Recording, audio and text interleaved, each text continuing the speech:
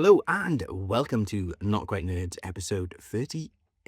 I had to count and I had to check about that's how bad it is when the guys aren't here. On this week's episode, life gets in the way. Sometimes, Jurassic Park life finds a way, and sometimes with this podcast, life gets in the way. So we're going to flash you back to episode 6 and 7 of Not Quite Nerds. So we can refresh Mallory's Marvel madness. And she is going to talk about extensively about how much she liked Agents of S.H.I.E.L.D. at that point. When she met David Tennant in the Marvel Universe and her introduction to Kilgrave. And we're going to talk an awful lot about Age of Ultron.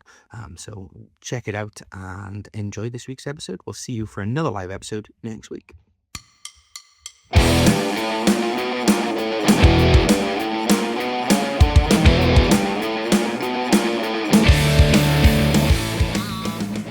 So Mal, give us your update. Where did you get to this week on your Mallory's Marvel Madness? So I finished 37 in a row? In a row. Thank you. Which was Agents of S.H.I.E.L.D. season 1, episodes 1 through 10, and I am in the middle of number 38, which is Jessica Jones season 1. Okay. So Agents of S.H.I.E.L.D. got better. It was okay. Stop shaking your head. No, it's a get better from the beginning of the season, but it ends with what Luch was reminding me of a few weeks ago about how Skye gets her powers. Although we just found out that her name is actually Daisy. So Daisy Johnson. And so she and her and the girl in the flower dress get all rockified. Poor Trip, who I forgot about, disintegrated. R.I.P. Well, Trip, you didn't forget about him. Trip was the grandson of one of the Howling Commandos. Yeah, no, I remembered him from this rewatch, but rewatching it, I forgot that he even existed. I mean, I feel that way about the whole show. Well, in this season, Agent Carter makes two appearances. So loved that. So that was good. I'm excited, weirdly enough, to continue Agents of S.H.I.E.L.D., but that's not until next, actually. That's after I finish Jessica Jones. God. Jessica Jones. Mm-hmm. Wait, hold on. I'm gonna beat that cat.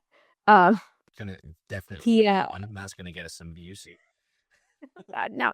I love my cat. He's just about to knock over my Roman surgical set. Jessica Jones season 1. I'm gonna put the obvious to the side for a second, but what I'm not liking about it is the fact that I think we've talked about this is that it is in this Netflix needs to be 13 episodes season. And so I feel like there's a lot of things that are happening that don't really need to be. It's a little slow.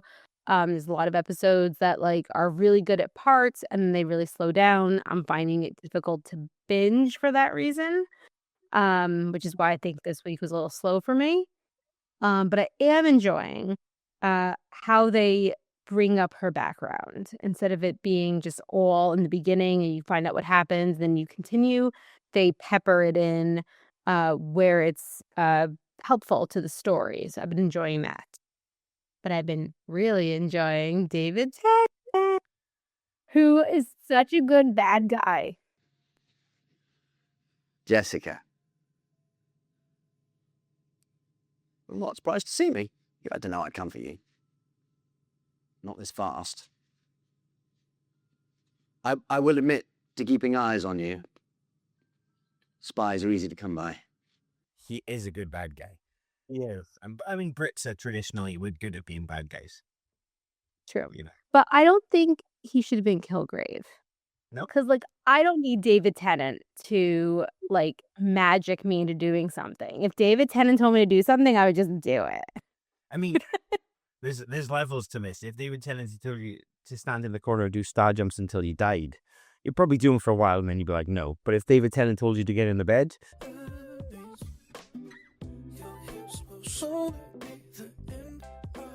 you'd be like, I'm there. What are you even talking about? Look, why are you even saying this? I'm already waiting for you. Right? But like either way, I'm still gonna listen to what he says.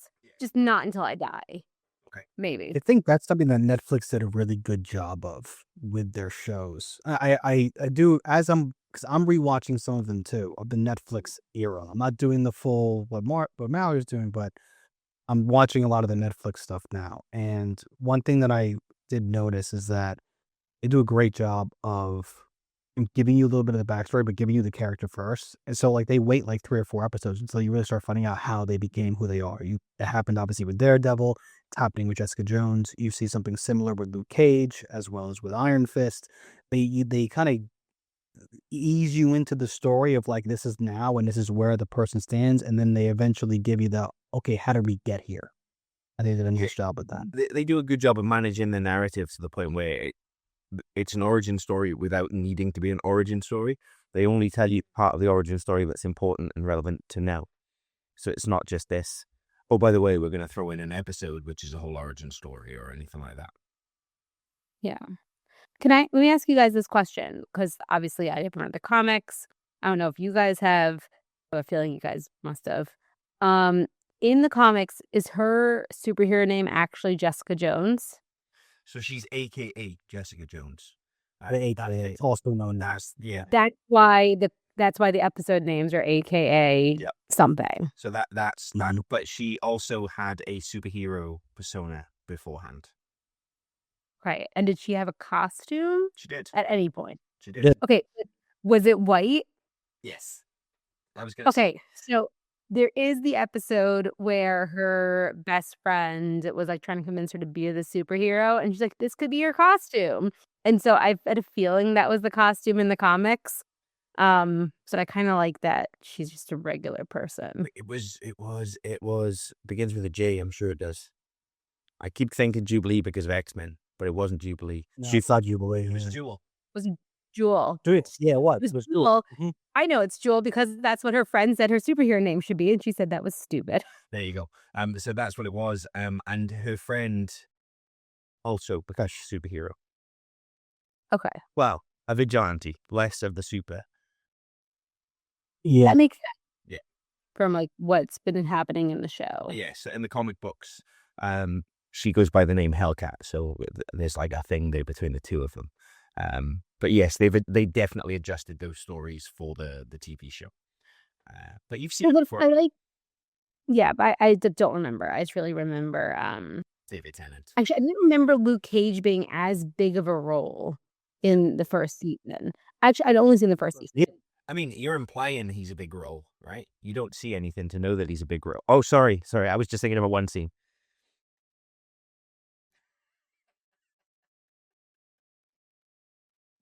I don't like it. That was the scene, though. That was the scene, right? That was the scene that everybody remembers from Luke Cage's first appearance in the Marvel Universe. Somebody's father.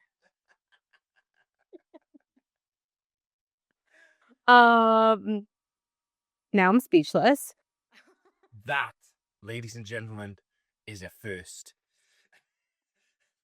We have absolutely Over 17 years I've known you. That's I'm speechless from your speechlessness. Yeah. Shocked. I'm leaving. Luke's did that once in a podcast. But I do think that out of all the Netflix shows that they did, I think some of the best. Listen, I love Daredevil, and my personal favorite is Luke Cage, hands down.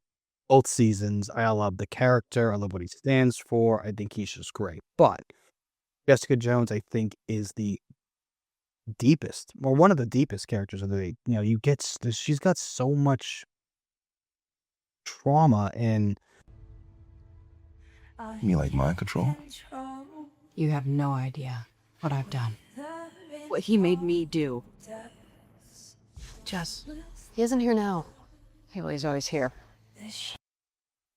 Almost like a desire to just not be involved, but then she has to be because I think it's like a moral compass, but she tries like hell to not follow it. I don't know. Well, even with her and Malcolm, like, he completely betrayed her. Like, he was there set up as a mole for Kilgrave, and she still went out of her way to save him. It's dark. That's what it is. It's the dark underside of the Marvel Universe. Yeah. And Daredevil sort of has a little bit of darkness in it, but doesn't ever go that dark. Jessica Jones is the dark one. Definitely. The others you feel like there's a little bit of light and there's a bit of superhero in them. But yeah, you're right. I think Jessica Jones can be a hard watch because it's so dark.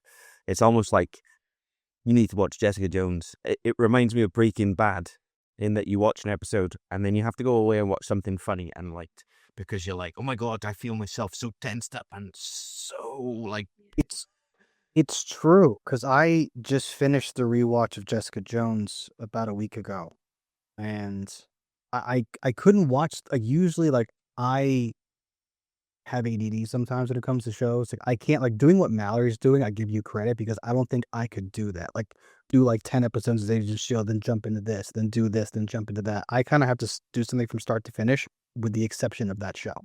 That show, I need to watch a little bit of it, and then, like, I'm gonna go put on, like, Star Trek, just to have a little bit of, like, lightness, or, like, just put on even something like The Walking Dead, just to kind of, like, it's so different that I can take my brain out of it. your lightness You and know? my lightness is still different. I'm like, I watch an episode of Jessica Jones, I watch an episode of Sunny in Philadelphia or The Office Okay. or Mark and the Or How I Met Your Mother. Something like that. that. Yeah, I do that too. Yeah.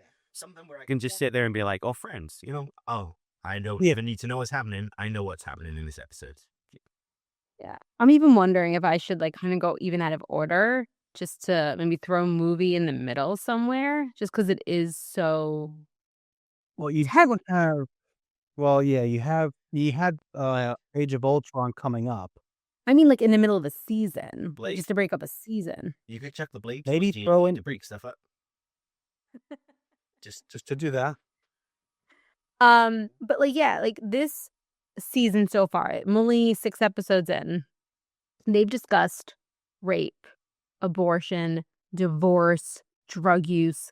Like, you couldn't picture Cap talking about any of that. No, it's dark. It is definitely dark. I think maybe Daredevil is it the season with the Punisher, season 2. Maybe that delves into that arena a little bit more. That gets a little dark too, Yeah. and bloody. Mm-hmm. More bloody than I think dark to, like, those type of themes, like what Mallory was just mentioning, but definitely bloody. But I am enjoying, but I do think I need to break it up a little more. I don't think I'm gonna be able to binge it. I might go a little slow. But even maybe I'll, like, Agents of I would have whacked in Ultron. yeah, or I even might just go back to Agents of S.H.I.E.L.D. a little earlier and pepper that in between, just because Agents of S.H.I.E.L.D. is campy. It's fun and it's, like, stupid, but, like, in, like, an endearing way. Yeah. But it is like I said, it's a tense, intense watch. It's hard to watch. It tackles some really dark subjects, which is what the comic book does as well. It's supposed to be that way. It's supposed to be that in the vein of what Daredevil was in the 80s, where it was that darkness, the drug-addled. I think it does it with grace, though. It's not, like, gratuitous. I feel like I think it does handle these very complex, very, like, jarring issues, and I think it does you have to tip your cap, so to speak, to the writers. And also Kristen Ritter. I mean, that's a hard character to play, and if you've seen interviews with her, she's not that way at all. Kristen Ritter is a pretty bubbly person, and then for her to just be able 180 like that, you also have to give credit to her as the actress. Like, just what a portrayal, and I'm very excited to know that she's returning to in Daredevil Born Again. That has been confirmed. Did they confirm, and I couldn't remember, and I was talking about it over the weekend, that the Defenders are gonna be in Doomsday, or am I just watching this for no reason? Good question. So Daredevil seems to be appearing in Doomsday, and they are drip feeding in the Defenders through the rest of. They are also Batfleck Yeah. reprising his role as Murdoch, maybe in Battleworld. I've read that very recently. That'd be interesting, especially after a Deadpool Elektra comment, I think. Although, who knows? He is going back through this cycle, so maybe he'll be back with Jennifer Garner at that point. So I mean, They co-parent well. It's cute. there we go. I'm sure they can. Do you know what? Actually, I assume that he would appreciate that. He seems like the type of person that would think that was funny. That whole comment. So we can hope. We can hope. I don't know. All I'm saying is, to answer your question, Mallory, I don't think it's been confirmed, but it's such a hope of mine. I think, 'cause I just finished The Defenders last night, Mm-hmm. and oh man, I mean, I wish that they had another season of that. That was so freaking good. It sounds like from what Matt was saying last week during like what happened at D23, but it sounds like kind of everyone's getting like a team, and then all the teams are teaming up. So if Matt Murdock's going to be there, his team has to be there. right. And as Lucha alluded to there's Doomsday, and then there is, I can't think, it's escaped me now what the second one's called. War for Secret Wars. And in Secret Wars, there's this whole thing where there's lots of different teams. This idea that they all fight off against each other in teams. So maybe we get a Defenders there. I just my fear with Doomsday is there's so many characters already. I agree. Is I it think just they're gonna going to do anything. Yeah, is it going to end up like a Saturday Night Live where he's just getting cameos from people? Just they walk in the room, everyone goes, "Oh, hey, you missed the dialogue," because everyone's so excited in the cinema, and then you move on to the next scene. How? That's how I felt about Spider-Man. Last Spider-Man. Well, I enjoyed though Endgame and Infinity War, which was still a lot of people. Yeah. But I thought they did a good job of highlighting different people in each movie. Yeah. But wasn't everybody was in one movie, but it wasn't focused on everybody in one movie. Yeah. If that makes sense. Yeah. So maybe they'll do the same thing here. Maybe. There seems to be a lot of fighting going on. X-Men. I think the story this weekend is the X-Men guys have finished filming. They've wrapped. Like I said, it'll be interesting. It'll be interesting to see where they pull it all to, and whether Jessica Jones does make an appearance. And whether Well, go on. I am enjoying it. It's just heavy. Yeah, it is heavy. Yeah, totally understand that. I'm trying to think, is there a Marvel sitcom? This would have been the ideal place to throw in a sitcom. I Am Groot. You're right. Just go back and watch a couple of episodes of I Am Groot. I know I mentioned that a few weeks back. Vanessa Hudgens and Danny Pudi were in it. They did make it. They made a season of it. That was the insurance show? I think it was set in the DC universe. I'd shy away from Superman. Sure, Supes can save an entire building full of people, but some weeks he only saves Lois Lane, and that's just one point. Didn't Teddy pick him with his first pick last year? Oh, I know he did. That was a rhetorical question. Suck it, Teddy! I will suck nothing, all right? It was the right pick at the time. That would have been brilliant in the MCU. Yeah, no, when I looked it up, there was a good cast. Danny Pudi, Vanessa Hudgens, there was a few other people. But yeah, absolutely, it was made. They made a season of it. It was just never picked up for a prolonged run, which would have been ideal right now, right, Mal? Just having something just to die in there, something funny and liked.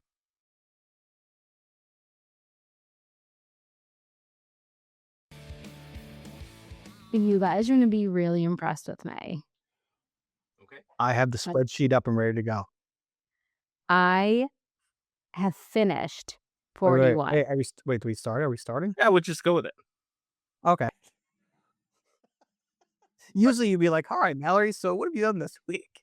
I mean, we were just going into it. We were just making it all natural, and then you went and Ruined it. rooched it. You looched it. I looped. All loops did it. So this week on Mallory's Marvel-ous Madness, or whatever the fuck it's called. You didn't even know what your I- own segment's called. Like the whole What? podcast is started around Mallory's Marvel Madness, the segment, and you don't even know what it's called.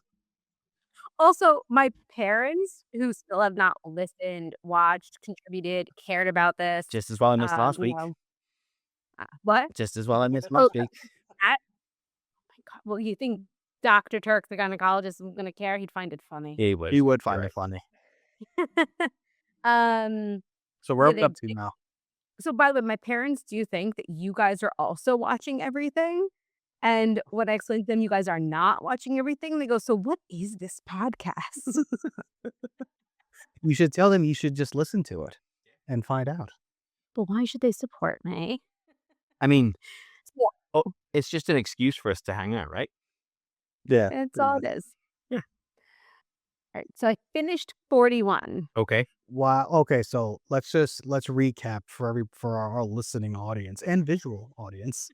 Which don't include my family. You Which could do not just include you Mallory's just use the family. word audience, Luch, and that covers both like listening and visual. There we go. There we go. That's probably better, isn't it? So finished Jessica Jones season 1. Yep. And Then I watched episodes 11 through 19 of Agents of S.H.I.E.L.D. season 2. And then I watched Age of Ultron. And then I finished Agents of S.H.I.E.L.D. season 2. wow, that was pretty accomplished. Yeah. Thank you. Thank you. I give credit where credit is due. That is quite a bit of entertainment to be consumed. Slow week in court. No. Or a bad week in court Surprisingly- then. A bad week for your clients because you've been so busy watching Marvel films. No, it just gets me out of the court mindset to like put me back in, if that makes sense.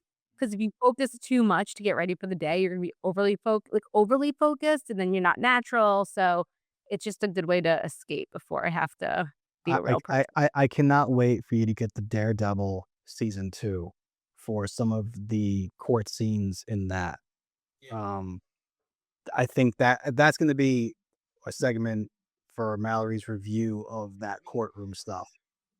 For Well, the Luch, audience, we do yeah. have a new segment for when Mallory finishes her Marvel Madness, which is where we're going to just put legal films and legal scenes in front of Mallory and just let her rip them apart. So, except for My Cousin Vinny, which is the most perfect legal movie of all time. It might just be one of the most perfect movies of all time. We might be able to make that bold claim as well. Are you sure? I'm positive. How could you be so sure? Because there is no way that these tire marks were made by a 64 Buick Skylark. These marks were made by a 1963 Pontiac Tempest. Objection. it's got Aunt May. It does. Hey, It does. So it's Pretty cool for connected. Spider-Man. That's what Aunt So May before she was a mechanic. before she met Uncle Ben, she was with Cousin Vinny. And she was a mechanic. I mean, maybe, did anybody think about this? Maybe Ben's real name was Vinny. Maybe his full name was Vincent Ben May. Did you think about that? Could be. Could be. You never know. And they're from Brooklyn.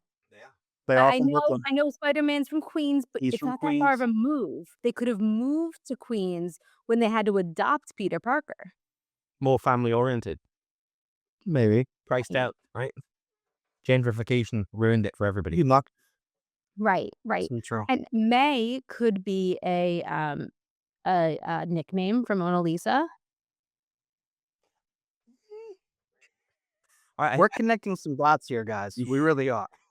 I feel like we're Charlie in that scene from Sunny in Philadelphia where he's trying to connect the guy that's on holidays. He can't figure him out because he's in his office. Yeah, I feel like that's what we're at.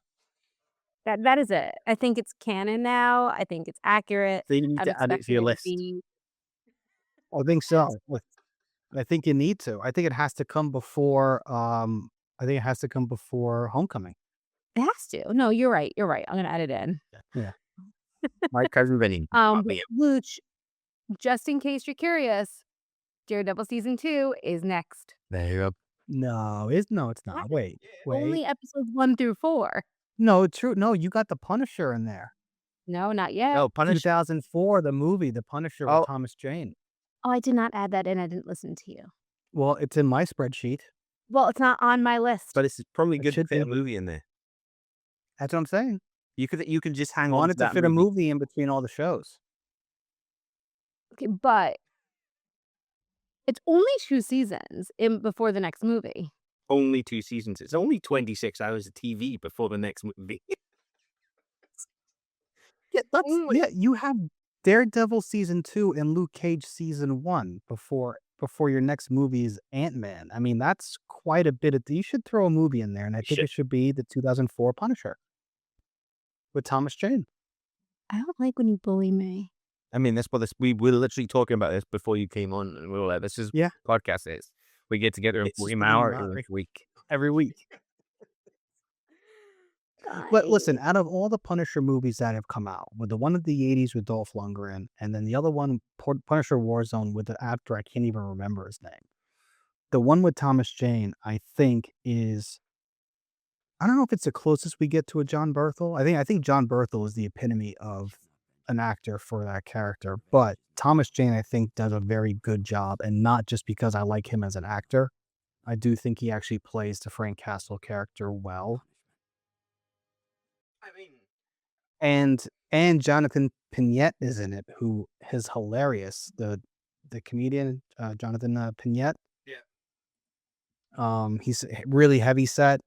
Talks a lot about food and all this stand up, not to be confused with Gabriel Iglesias. But I think that movie is really well done. And if memory serves, I believe John Travolta is in it. John Travolta is the villain, right? Yes, he's the villain. Um, And he's he's always so good at villains, but I think he does a good job. I don't know. I think it's worth it now. Just so we're clear, it's Ray Stevenson who is the other Punisher. The Punisher Warzone. Okay. Yep. And he is Balin Skull in Ahsoka. Yes, he is. Just throwing You it are out there. very right. Right. Okay. You've just dissed an actor who's gone on to be in a great TV show. No, listen, I'm not. He is not the problem. That movie is the problem. I mean, the Punisher's a complicated character that they want to throw out there and drag into things. And like the greatest moment for me in comic book history with the Punisher is where Civil War, where he meets up with Cap and the team, and Cap's like, "You can come, but if you're going to be a dick, then you can't. You've got to go." And the first mission he goes on, I'm pretty sure he kills somebody, and Cap punches him in the face. And they're like, "Are you going to do something back?" And Punisher's like, "No, he's right. It's Cap. I can't fight Cap. Like he's in the right here." And he sort of gets banished because of that. But the Punisher's a tough character to do. John Bernthal's perfect for it because he's dark and just brooding. he plays that brooding, and you could tell with him, like, if he, I don't think John Berthel was actually in the military himself, but you could tell that he has that kind of persona to him, that he goes about his craft as an actor with the same type of discipline and passion that I feel like you need to be, in the armed services, but especially like the Marines. Yeah. It's like another level. I don't know. I just think he's great. So, Mal. So fine, I will add it, but Thomas Jane Punch. I added it in. It'll be next, but now I'm taking out my cousin Vinny. Okay, we'll do the trade. Okay, it's a bit of a stretch anyway, my cousin Vinny. So I'll accept that. I like it. You think my cousin Vinny's a bit of a stretch, but Punisher is okay. Like there's not that same stretch taking place. No more adding. I just Listen, thought by my count, we are still at 130 items. No, it's 131. How's it 131? I feel like we've got to get to 137. We definitely do get to 100. We have to find 7 row. more things, guys. No, maybe it is only 130. Okay, 130. fine. No more. No mas. I think what we should do next is one of us should take on the Star Wars challenge, the same thing. Yeah, one of you guys, Yeah, not me. I think there's enough content there that could be our next big thing is the Star Wars. You know what? I might be willing to take that on. There you go. You've still got Doctor Who to watch though. I do. I'm still so I did make some plays around with the VPN. I think I found the workaround. Okay. If you want, at the end of today's episode, I could just act out the first episode for you. Wait. In costume and in an accent, or just like spoken word theater? No, I'll do it in an accent. It'll be a really bad accent, but it's fine. Every country has It's great. Like, I'm from the Doctor Who. No, sorry, that's my whole accent. Is it The Doctor was Scouse. I felt about this. I was listening back. We will go back to Mallory's Marvel Madness, but we are doing what we always do, which is go off on a full tangent when the three of us together. But Peter Capaldi, David Tennant, and Nick Judy, all Scottish. Yeah. Three Scottish. Now Peter Capaldi. 3 Scottish. And none of them are Scottish. Well, in the another one show. actually Scottish in it, but three. No, but Peter Capaldi is, isn't he? Does he not say? Is he? In his first episode, does he not say, "Oh, what's that accent"? I'm sure Or he maybe makes he reference to it. Yeah. Of eyebrows, that's good. I am Scottish and I've gone Scottish. Oh, yes, you are. You are definitely Scotch, sir. I hear it in your voice. Oh, no, that's good. Oh. It's good. I'm Scottish. Now Peter Capaldi. Correct me if I'm wrong, because I know him as an actor, but I believe was he Sid's dad in Skins? Oh, now you're asking. I've never seen Skins. Oh well, that's that's a show. Mallory's list then. That's a 2027 show. list. You know, it's part of the We can- MCU. No, it's not. Actually, it's No. part of the DCU because Tony grows up to be Lex Luthor. I was going to say it's actually what Beast did before he got his mutant powers. No. Right? Was it Peter Capaldi? Peter Capaldi. Yeah, Peter Capaldi. I'm pretty sure he played Sid's dad in Skins. All right, we're going. And that would have been. It was in Paddington too. Oh, really? And Paddington. Yeah. So Yeah, I think he was in probably like 4 or 5 episodes. I think throughout the first two seasons of Skins. yes, it was. Wait, Skins. Mark Jenkins. Isn't there a US Skins and a UK Yes, Skins? there was only one season of the US Skins on MTV, and it was garbage. It was also Because really we- controversial. Like they Yes. absolutely hated it.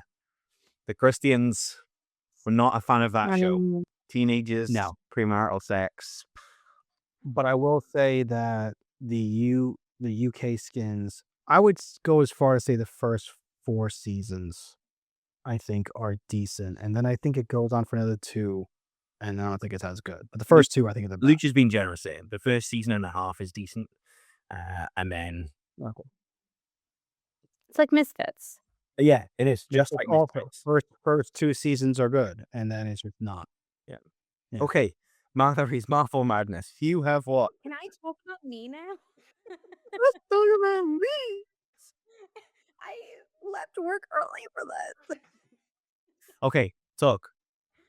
Okay, Jessica. so been a Jessica Jones. So sad they killed David Tennant, but I get it. I understand why they have to kill Kilgrave. But I thought that now that it was predictable, but I can't believe that's how he died.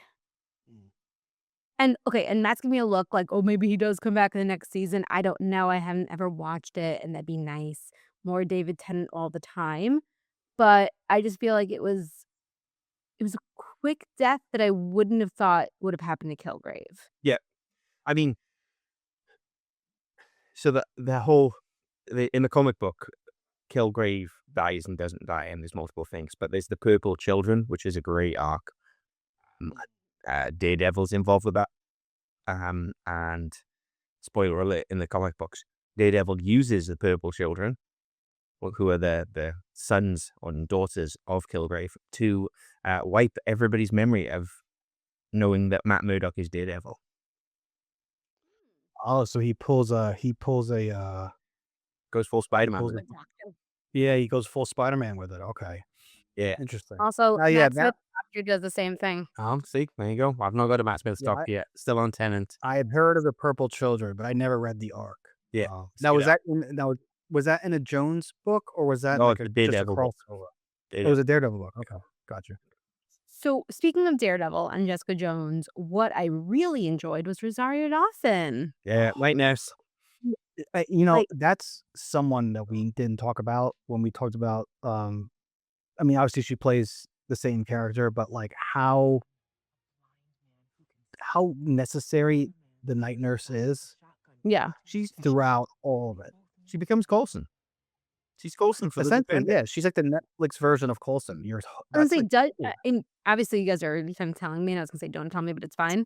But I'm assuming she comes back and connects people because like obviously she's met Luke Cage, she's met Jessica Jones, she wants to bone Matt Murdock. And so I'm assuming she brings everybody together. Yeah, I mean, in the comic books, Night Nurse effectively is less of that type of character. It's a place that villains and superheroes go to get patched up, and there's like this unwritten rule that nobody fights in the It's Night like Nurse. neutral ground. It's like Switzerland. Yeah, You know, Yeah. it's Switzerland, and it's this idea that supervillains and superheroes can't just go to a GP, or drop themselves into A&E when they need patched up. So that's who she is. Yeah. But certainly she's got a bigger role, I think, in the comic books or in the movies. Yeah, and Sure. in the Oh. Netflix show, she acts as kind of like this connecting force between the various different vigilante heroes. And in some seasons she plays a more prominent role. In other seasons and other characters she plays a less prominent role, but she pretty much always pops up in some vicinity because these people got to get patched up by somebody, and they can't go to Metro General, so they call Claire. I also love that obviously Hell's Kitchen's a real place. Their addresses are real places, but there is no hospital named Metro General. I mean, you've got to limit what's going to happen here. It's okay to send fans to somebody's random doorway so they can take a picture, but when they start showing up at the hospital today, just start. Yeah. Columbia Medical Training Center, I don't think would like that too much. Neither would NYU Hospital. No, but we all know that they wouldn't be at any of those. They would have been at some New York City hospital, probably Bellevue. Yes, probably Bellevue. The only hospital with a mental health courtroom in it. Mm-hmm. Okay, so Jessica Jones. All right. Great. Looking forward to season 2, which is not until a while. Yeah, you got a bit. Until 72. Yeah, because you got a while. You get the whole Defenders, before season 2 of Jessica Jones. Yeah. Yes. Defenders is number 57. Which means you get a Luke Cage and Iron Fist first. Yeah. Mm-hmm. Yep. So I also enjoyed this watch of Jessica Jones more than I remembered watching it for the first time. Again, I thought it was still like a little slow in the beginning, but I enjoyed. So what would you rate Jessica Jones season 1? I'm gonna rate it a 7. I think it drops a little bit because of like the lack of bingeability, but I agree. we talked last week about having those hard conversations and those dark themes. I think it was important for this show and for her. Still couldn't binge. And then I went into Agents of S.H.I.E.L.D. season 2. It was broken up to before and after Ultron. And what I really enjoyed that they did was they kept talking about what was going to happen in Ultron before it happened. And you didn't know it until you saw the movie. So at one point, Hydra is experimenting on Inhumans, and one of like the doctors is like, oh, no one survived past this phase except for the twins. So, they're obviously you're talking about Wanda and what is it, Piotr? Yeah, the twins. And then the girl in the flower dress. Stop chewing the flowers. Raina. Her name is Raina, thank you. Raina is her powers that she can see the future, and like when the last things that other happen. things. No. She changes more than anybody else. She's dead. Well, I know, but before mean, that, she changes a lot physically. Oh, well, yeah, that's not a power. She's just ugly. That's what Luke remembers, okay? It's important. So, one of the last things that happens before, like at the last episode before it goes to Age of Ultron, is she foresees these metal men, and they're coming out, and they're going to destroy the world. So again, foreshadowing. Ultron. And at the end of the end of this like that episode arc before Ultron, everyone's all pissed off at Coulson because he's hiding what's called the Theta Project, which we later find out was actually Fury's helicarrier, which, as we know, comes the same day in Ultron. But what I did not like, and it makes me really angry, I'm still angry about it, is there was a coup against Coulson because they didn't like that Fury gave him the toolbox and just a bunch of like boys with their panties in a bunch. I mean, there's one girl, but I don't care. She's a little boy. Their panties in a bunch because they just don't like Coulson with his alien blood. Nah, nah, nah. It's Kree blood. Yeah. So I think they also kind of looked at it from, a way that we can, even if we want to get a little political, having one person having too much power. Fury as the director of, S.H.I.E.L.D, for lack of a better term, with the exception of like the World Council, had like autonomy to kind of run S.H.I.E.L.D however the hell he wanted. I think the idea behind that kind of council, those people who didn't want Coulson to have that power, was that too much power under one person could be problematic. And they wanted to kind of share that. But I also think, yeah, you're right. It's part of the fact that they didn't know how much of Coulson was still Coulson, with all that surgery that he had, and obviously the Kree blood. And, I look forward to a couple of seasons from now when we talk about the next director of S.H.I.E.L.D, who I think was a great character, who I think we meet in season 2, I thought, or maybe season 3. I don't remember who it is, so I don't remember. Yeah, I love that you wrote Agents of S.H.I.E.L.D. season 2. I'm like, oh, I must have stopped watching way earlier than I thought I did. Yeah, it might be season 3 that you meet the character that eventually takes over the mantle of director from Coulson. I also like forgot about the coup, and what I really hated about it is because like, when they come back, for the end of the season, when after Ultron, because that's kind of what Coulson said. He said that Fury had the World Council. He really wasn't ruling alone. So he was, why don't you guys be my council? The people who had like tried to take it from him. And every decision they made was based on fear, not fact. Whereas Coulson always had a good head about him, and always try to make decisions based on fact and what you know, and not fear. And that made me really scream, especially in the wake of like Hydra. Not to get political about this, but I know, but like it's when they do it though, you're right, and I think what's always funny about these things is people will watch it and be like, I totally think the Coulson's right here, and then they'll go to the voting booths and vote for the opposite. I know. Listen, that's when life imitates art, or art imitates life, depending or upon doesn't, which, as the case or is. doesn't. Yeah. Yeah. But it's always one of those things. It always tickles me, and we see it where characters are loved for different reasons. We were talking about the Punisher. John Bernthal came out when police forces started wearing Punisher badges and patches, and he was like, "That's not okay. No, don't do that. Don't do that. He's anti-authority." So it's always amusing from that perspective. But okay, so Agents of S.H.I.E.L.D. season 2, first half after Ultron. How are you feeling about it? It was good. It was good. I liked. I like them better when they do go hand in hand with the movies. I know we talked about it at some point. They do kind of go off, the rails. Yeah. But no, I enjoyed. I still think it's fun. I still think it's fun to watch. I just get really invested and angry with fake characters. So that just gives me some agita, but still would recommend. I think it's about now, is it not, that they go off? I'm trying to think, because there was a production. So the whole thing was that Kevin Feige, he wanted more control, and there was the holy trinity of Marvel, that Feige would produce a script with whoever, and he would bring it to them, and they would say yay or nay. And he didn't like that. He wanted to be the person making the decision.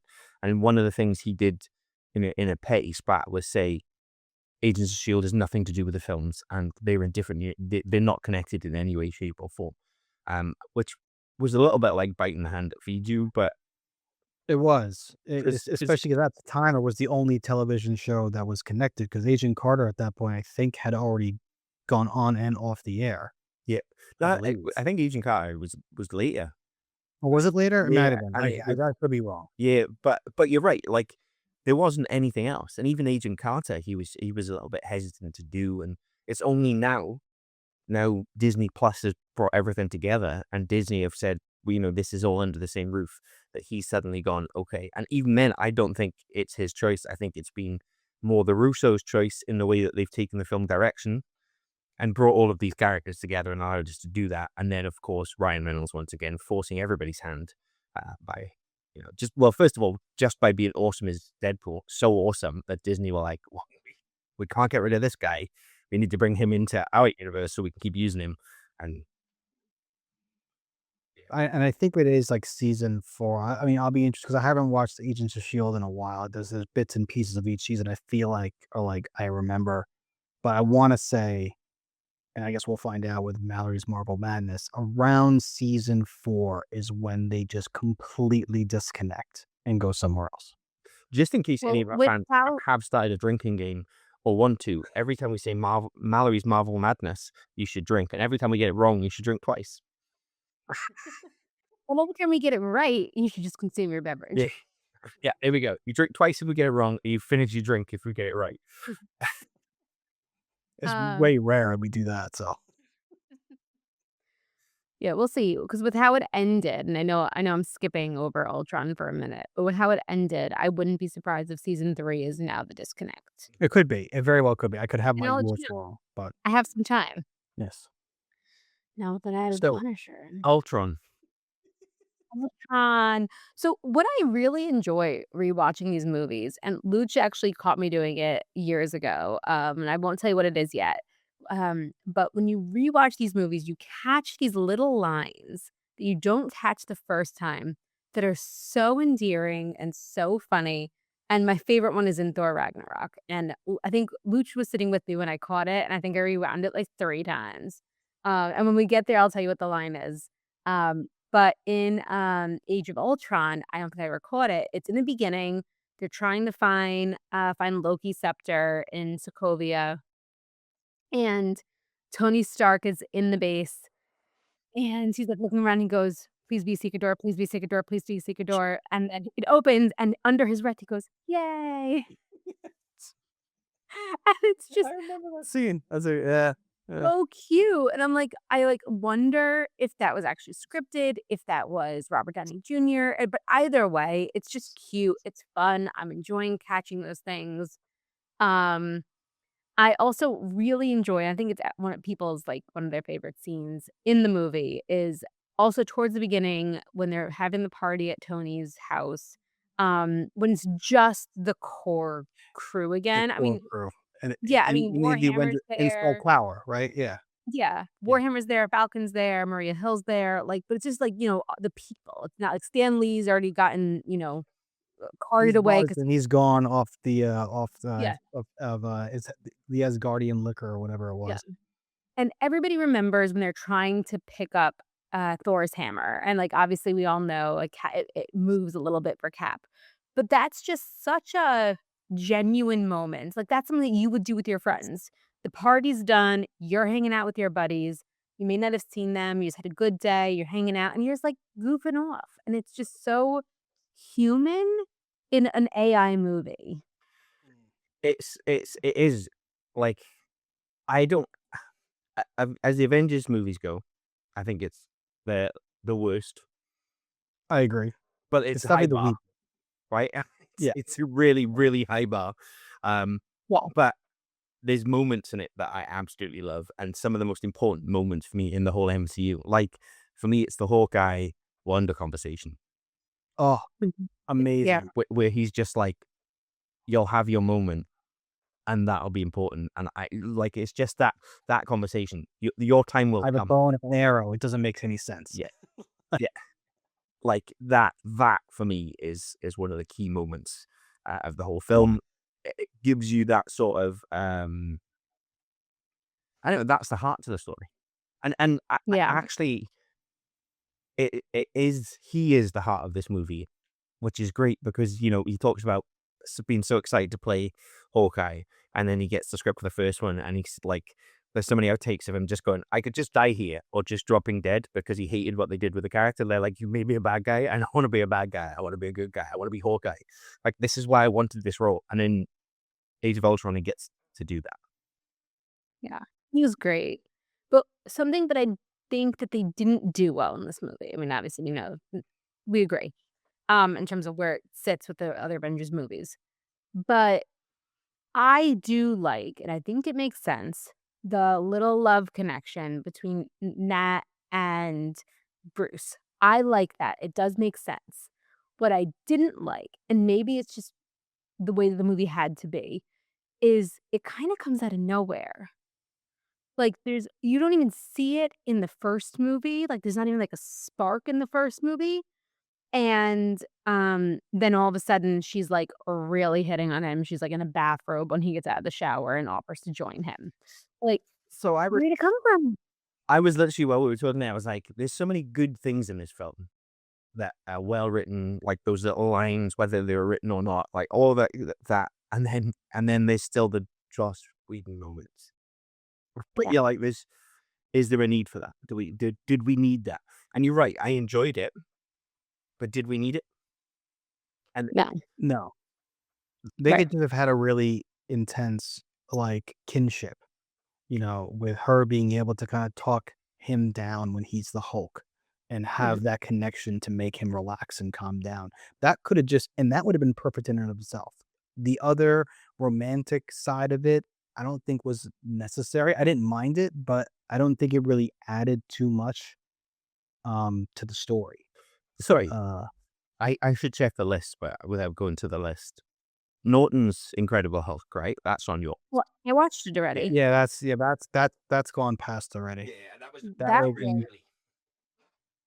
That was number 14. episode 1. Yeah, that was episode 1. No, Of the watched pod- it, of been the there, done podcast. that.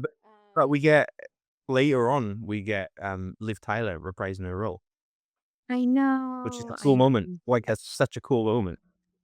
Yeah. Even just in voice, but you finally like full circle moment sort of thing. Maybe we'll get a really full circle moment, and we'll get a Hulk movie, and we'll get all the different versions of Hulk fight each other. I mean, there's been rumors for World War Hulk for a long time. I mean, it's teased in She-Hulk, right at the end of She-Hulk. Yeah, it is. Yeah. And, we'll see. We'll see where You they got the Maestro in there. You could have obviously Red Hulk. I mean, they I don't know if there's rights issues, but they totally could do it. Well, there's not anymore. They own the rights to those. They did. Yeah. Okay. All the Universal stuff came back. The only thing that's not back now is the Spider-Man universe. Got it. That's still obviously under Sony's control. Mm-hmm. So another thing I forgot, but like I jogged the memory. We spoke weeks ago about actors and actresses that have multiple roles. Linda Cardellini, Linda who plays Cardellini, yeah. Hawkeye's wife, also voiced one of the lab experiments in Guardians 3. Oh, there you go. Oh, that's right. Was Yeah. she the rabbit? Yeah, I think so. She was Rocket's friend, the rabbit. Yeah. So, but she's great. She can also do no wrong. But it's funny because I do enjoy Age of Ultron. I think it's a little too long. And I think when you compare it to the other Avengers movies, Yeah, high bar, like you 2 said. hours. It's such a It high is a bar high when you bar. think about it. I mean, Ultron is 2 hours and 21 minutes. I mean, it probably could shed 21 minutes, and I don't think much of the movie would change too much. right. What I really enjoyed, and I didn't think about it until like now that I'm rewatching everything all over again, is that the movie kind of starts in the middle of a story. Like it's every other movie, you're kind of, you're getting people together or you're being introduced while you're going. And the movie starts off, they're already like in the middle of the fight. Yeah. So, Which and is it kind of cool, kept the because we know the characters, and how do you say, okay, these characters have now progressed on and know how to work as a team better than going, boom, you're in it. right. Yeah, you see them, and they're just doing they're each playing to to their strengths. Captain America's riding a motorcycle, throwing his shield around. Hulk is smashing everything. Tony's flying around doing surveillance and doing techie stuff. I mean, they're just And right in the middle of a skirmish. the kinda. team banter is there. Yeah, You like they're all that? talking to each other. Is this the one where Tony makes fun of Cap for not swearing? Yeah, for saying language. Oh, language. Yeah, that's right. Yeah. And that's another, like, do we think that was in the script, or do you think that, like, Chris Evans just kind of said it and then they, like, went with it? No, I feel like that's a Josh Whedon line. I feel like, I think that was a written line. And I think it's just delivered brilliantly by Chris Evans. So good. So good. I also enjoyed him telling, I'm blanking, who plays Falcon, whatever, about how he's looking for a place in Brooklyn, he can't afford anything. Anthony Mackie / playing Sam Wilson. Yep. Yeah. Like, yep. No, you can't afford anything in Brooklyn now. If you still had your parents' old house, which actually shouldn't have been sold anyway, but whatever, that'd be worth a fortune right now. Well, that's a conversation for you and your parents. But it's not like it's the podcast anyway, so it doesn't matter. No. And they sold their place in Brooklyn ages ago. Mm. Okay, so Age of Ultron, I'm gonna give a 6. 6. I mean, it is movie. a high bar. I was gonna ask. So wait, what did you give Agents of S.H.I.E.L.D.? What did I give? Did I rate them? You did I not don't know. rate. You did not rate season 2 yet. I'm gonna give season 2. I'll lump the whole season in together because I think it's hard to break it up. Yep. I'm gonna give the whole season a 6.5. 6.5. Okay. And that's gonna be because I really enjoyed the the interplay between that and Ultron. So you gave Agents of S.H.I.E.L.D. a higher score than Ultron. Yeah, and it's because I feel I had a lot more fun watching Agents of S.H.I.E.L.D. because I think if it was a little shorter, I think it would have been a little better. Mm-hmm. And I'm also not comparing it like to each other. If that makes It's sense. interesting because like this is the whole point of this exercise, is to have these moments to reflect, right? And I to know. go back and think, where do we put these things? How do we categorize these things? And it's something that we've had conversations about for a long time. Whether it be the Marvel Universe or the films of Kevin Smith, or so many other things, we talk about these things, and that this is for me is that cool moment where we get a chance to reflect and go, actually, you've just scored that lower than what you've scored. Yeah. In I fact, you actually scored it think lower that- than I the think- Daredevil movie. You did actually, because you scored it with 7. You scored Daredevil as a 7. Well, to be But fair, I Ben was Affleck- thinking about calling it a 7, and then I was like, I feel like I call everything a 7. Yeah, 7's become your 2.5 out of 5, right? Yeah, like the back. Yeah. I mean, we only started the rating section at number 32. So we did not rate the previous 31 items. So We're we not should go starting back now. through at some We should go point, back and but, read this. I mean, I also think, maybe it's not fair because I don't think I'm also rating Age of Ultron in a bubble. I think I'm rating Age of Ultron compared to what I know has already happened and what I know is coming. It's But- hard. No, it's hard, because how long ago did Age of Ultron come out? I mean, Age of Ultron came out, I don't think I was still living in the UK. Because the first Avengers movie came out, Max, we saw it at the Odeon. We did. 2015. 2015. Just So yeah, 2015. So we're talking about a movie that is 10 years old. Yeah. So maybe 10 years ago, you might have rated it significantly higher, especially considering nothing else had come out afterwards. So you don't know. Yeah. But, that's the whole, like Max said, the whole point is to reflect. And now we have a plethora of. I mean, it was pieces so of long ago thing. that Tony Stark was Iron Man, and Yeah, right. Now he's Dr. Doom. Also, the end of Ultron, which again, you don't know it when you're watching it, but you know it when you're rewatching it. It is the last time that Tony and Cap are like good friends.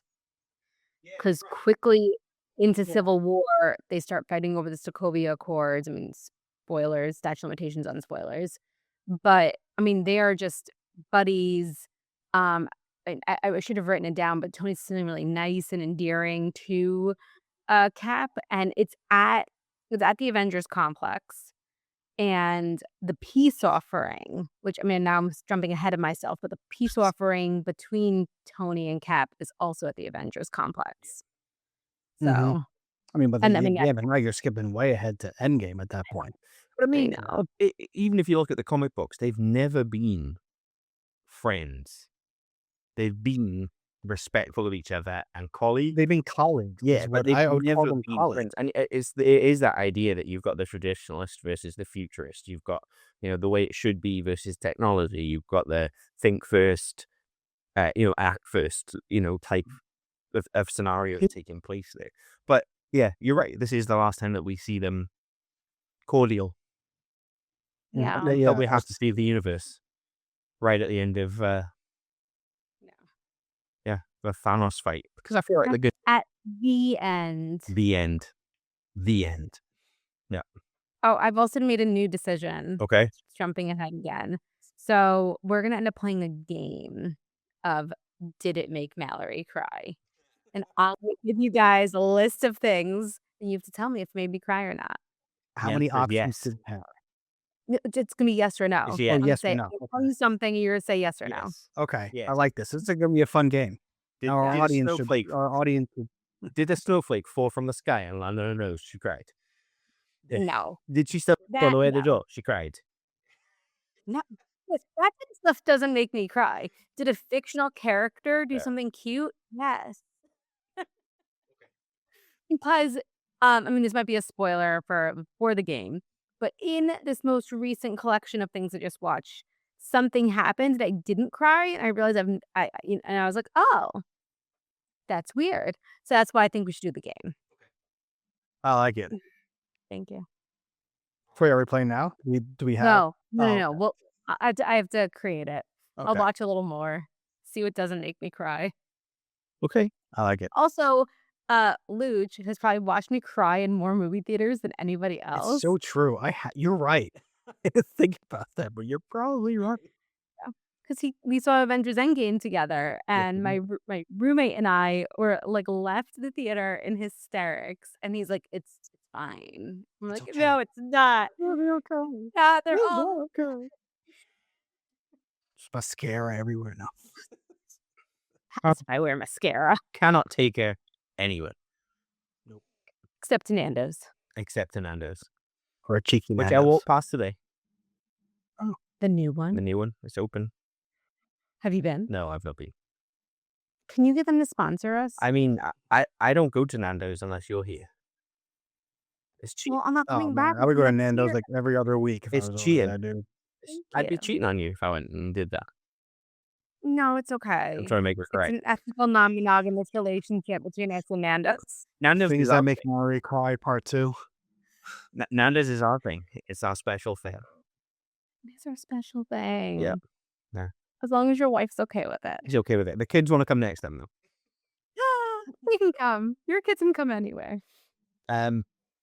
Okay. So, and then next up after that, you managed to get a few more episodes of something in, right after. No. It was just Agents of S.H.I.E.L.D. Oh, just Agents of S.H.I.E.L.D. Okay. We have officially exhausted Mallory's Marvel Madness. This week. Consumed beverage.